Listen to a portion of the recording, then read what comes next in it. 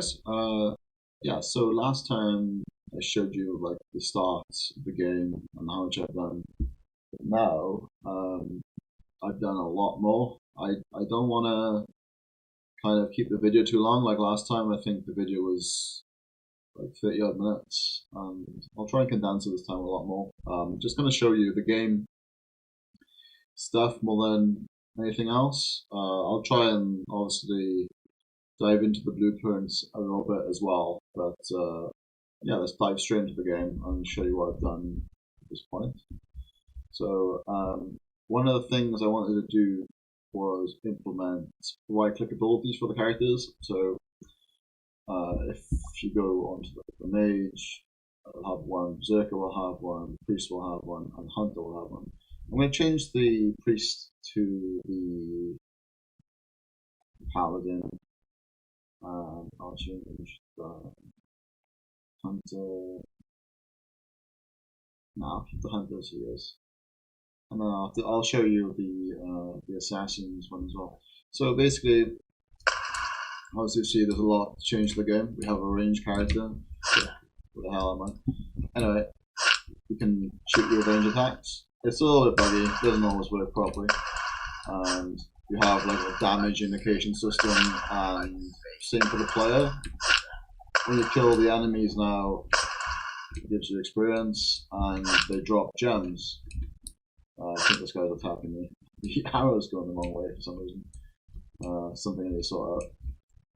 But if you right click with this guy now, if he shoots this kind of orb, and what the orb does essentially is it allows you to like teleport to that location. So it'll go, I think it travels for like 5 minutes, and then after that it kind of disappears. If it hits an object as well, it also disappears. Yeah, so you get experience now as well, so you can level up your character.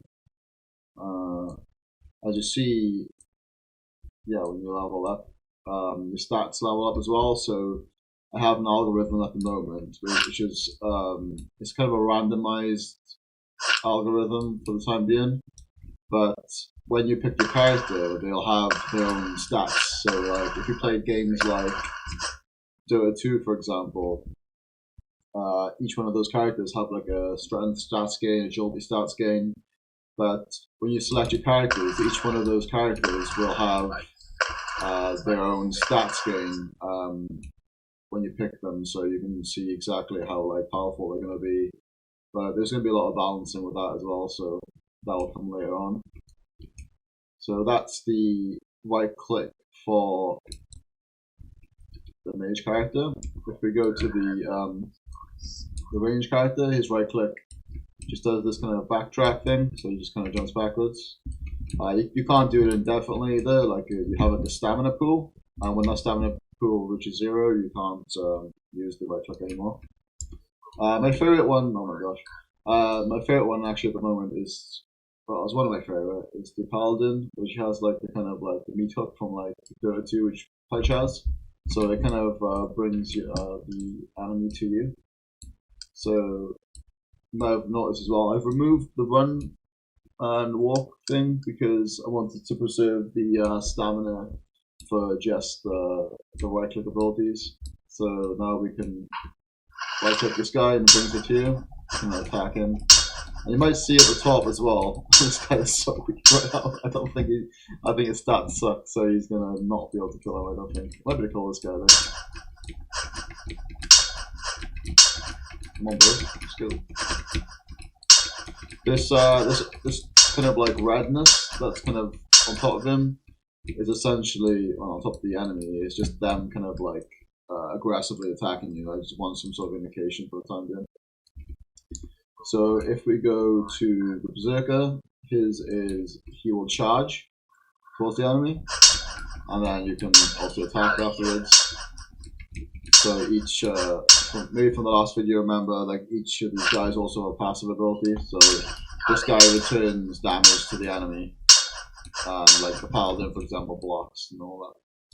So these are 4 of the characters. There's 2 more. There's the priest. and I'll change the hunter to the assassin as well. So the priest essentially, he's similar to the mage in terms of like his left clicks. Like he just shoots the blue fireball instead of a natural fireball. And what this does, instead of triggering a stun, he triggers healing. You can't see that at the moment, but it does. You can see on the left corner those numbers coming up, and that's the healing of the party. If you right click, you basically sort of like fly towards like one of these characters. You can't do it to the enemy. You can see the red lines, but it won't actually teleport to them.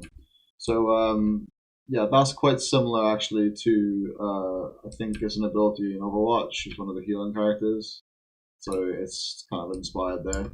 The assassin, he teleports behind the enemy, so yeah, you can just go straight to the enemy. I don't know why he's not actually attacking me, because he should be. Like I thought I changed the code so when you attack an enemy, they aggressively attack you. So I don't know why that's not working. It's something I'll have to look into. It definitely works for range characters. I know that much. Maybe I just didn't change it for the. Oh, it's not working though. Okay, that's weird. It's not working for range characters yet. They should aggressively attack you if you attack them, but something's broken, and I'm gonna fix it later on. So I think I've explained. I have a sort of like the health bar as well. So if you scroll over, like you got the small health bar. I kind of want to keep the small health bars. I kind of like, because sometimes the top one bugs out, like it has now for some reason. No idea why, but it has. But yeah, you should be able to see on top as well on the screen, like the goal, the name of the enemy and how much health they have remaining. So you have that, but you also have it above the enemy's head as well, because like I said, it sometimes bugs out, and I didn't really want to mess about with it too much right now because it's just a prototype stage. So you have that as well. Yeah, you can see like when you attack enemies, like damage sort of comes out, and when you get hit, it kind of shows blood on your screen, and you can also see that the goal now should. I don't know if you can see it from here. Yeah, see it changes from white to grey. When they attack should, obviously that's going to be like red or something, so that's something else. You have medium range characters in the game now as well, and one of the changes that I haven't mentioned yet, along with leveling, is the ability to level up your stats. So if you press Q, you can like focus these widgets, so you can like click onto a different character. You can also press like tab for this as well. But Q is what focuses this if you want to click while you're still in game. So if I'm on, for example, if I'm on the mage, I can then focus in one of these gems and click the gem, and essentially that gives me some form of stat. And this stat is probably the worst one to show you because it doesn't show like via health or mana or something. So I'm gonna try and get something. I'm gonna try and get something that shows that. So what the party storage does is basically has its own like backpack, and then the players add, they've added to that, and then remove from their backpack. So you set the amount of, like, for example, the amount of sapphires to 0 here, and that removes it from the player's backpack. So every time you transfer a gem over, it essentially removes from its own backpack as well. Otherwise, you'd be getting stupid amount of gems like for your party. So I didn't want that. So that's something I wanted to fix. I'm being an idiot to be honest. It's under the widget because you can't consume it like via the player, like actually clicking on like a button, for example. You have to click a physical button, so you have to click the gem itself. So it's going to be under the main widget. So if you go to the main widget, you can then see when, so look, consume, there we go. So when you consume a ruby, it then checks the party storage, not your storage, because it should be 0 anyway, so it's not something you want to be checking, but you need to do, essentially be doing this for each of the characters all the time. So checking if the ruby amount is essentially above 0. If that is true, then we will get the party member 1 after you've clicked on the ruby itself and consume the ruby and essentially add 1 strength to that particular character, and then you remove 1 ruby from the party storage as well. So you see your party storage ruby amount -1, and then you set the ruby back. So that's done for each one of the gems. So essentially the other ones, diamonds add healing, and sunstones, which is the orange ones, actually add the stamina, so that was correct. The amethyst, which is the purple one, adds agility, so that's not, you can't really see that physically unless you add a lot of them, because agility adds up quite slowly, to be honest. So the emerald adds dexterity, so that's for range characters, so you can't really see that either unless you're ranged. Sapphire adds intelligence, so that's visible, and ruby is also visible in game. So we're gonna, let's just try and kill one of these guys again, so I can show you. I want to say as well that the enemies are shooting stuff a little bit bugged and it's not perfect for sure. It's just a prototype stage. There we go, we have 3 rubies. So now we can click on these rubies, and as you see, it adds 10 health per consume. So that's essentially what I wanted to kind of go over there. Other usage for the gems are actually going to be combining spells. So say for example you need like a ruby, ruby, sapphire, and emerald to create a certain spell. You're gonna have to check the party storage to see if like that's available, and if there is, you're gonna have to press those like combinations, and then they can, when you create the spell, it will consume those particular gems. So it's all about combining gems to make spells. So that's why I've really wanted to add these sort of like left and right click abilities in the game. So you see down in the right corner, there's like a, when I click on this, you can see I'm spamming the attack button. The second, the one below it is the right click one, so you can see that does the same thing when you right click. Yeah. So yeah, basically that's kind of what I want to go over. You have things like for the enemies, you can change them to like melee or range. We don't have magic right now. I'm going to add magic at a later stage. It's not really that important right now. I want to have at least 4 classes done at the end of this prototype, so it's going to be the magic guy and also like this kind of explosive guy as well. So we're going to have 2 more variants of characters, and we're also going to have a boss. This is just a scaled up goal right now, which is the normal guy with more like HP and damage and stuff. So we're going to be making a proper boss at some point as well. So it's going to be like another 2 classes for the enemies, and we're also going to have a boss. So this is like the first area. I probably showed you last time, and we're going to have 2 more areas eventually. I can check my Trello actually really quick. I'll show you guys. So we have the gem system in place. We've updated the player passive since last time as well. We're doing the right clicks. and ability to control characters through UI. I've added like a lot of player stats, so you can see the class passives done, the general, basically like leveling up experience and stuff like that. Level stats is done. We've I'm going to be adding a hunter projectile distance, so like a range for like the bow, maybe in magic. I don't know yet.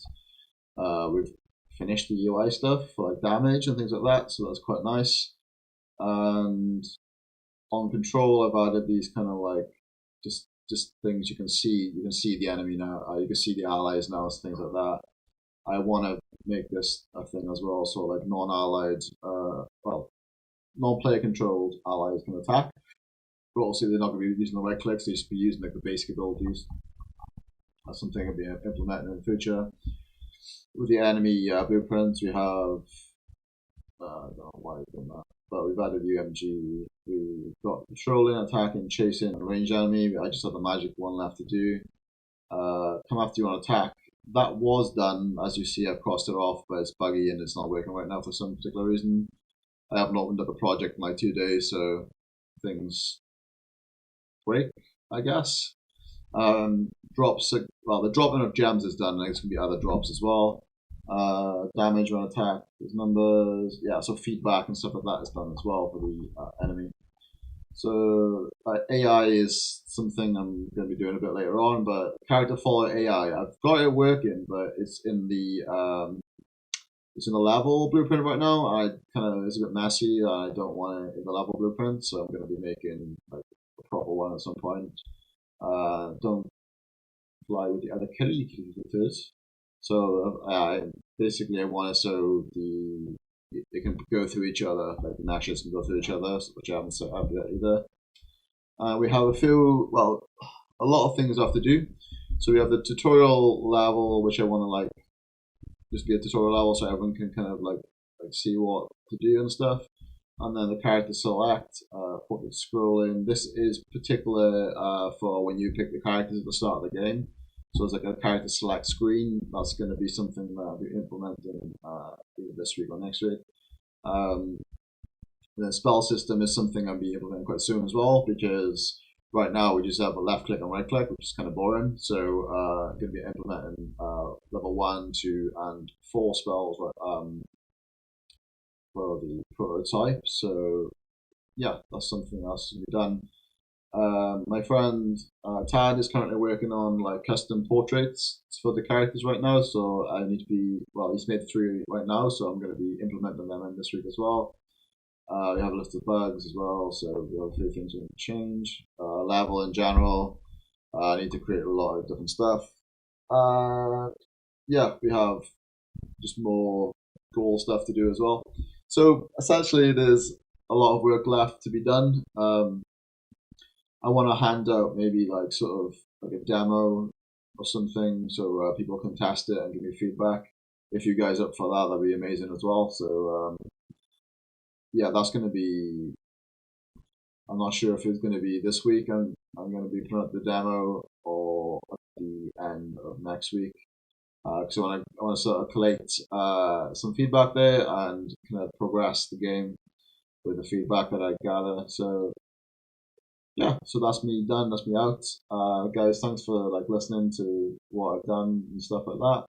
If you like the video, put a thumbs up and subscribe if you liked the content so far. So thanks, guys.